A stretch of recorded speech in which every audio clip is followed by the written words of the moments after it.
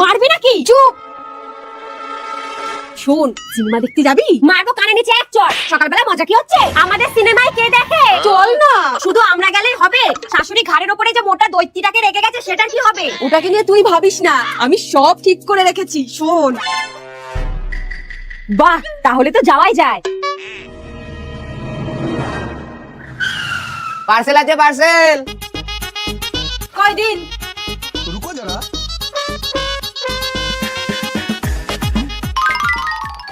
কি রে দিদি, কি অর্ডার করলি? ননদিনীর জন্য একটু খাবার অর্ডার করেছিলাম। জানিসই তো মেয়েটা খেতে এত ভালোবাসে। আমার জন্য কই দাও। আরে বসে বসে খাও।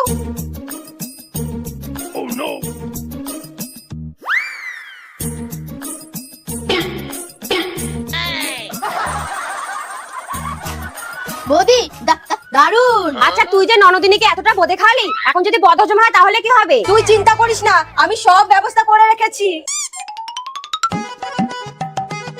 এই নাও ননদিনী, তুমি এই ওষুধটা খেয়ে নাও তো। কি ব্যাপার, হঠাৎ এত ভালোবাসা দেখাচ্ছে কেন?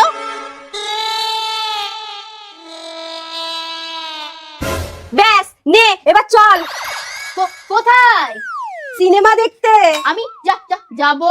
তোমার মাকে বেশি ভালোবাসো নাকি মোবাইলকে বেশি ভালোবাসো?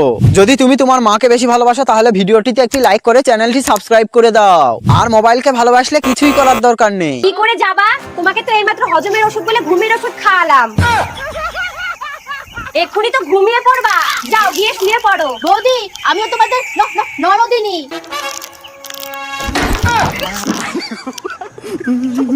দাঁড়াও, আমি রেডি হয়ে আসছি। না নিয়ে গেলে কিন্তু মাকে ফোন করব।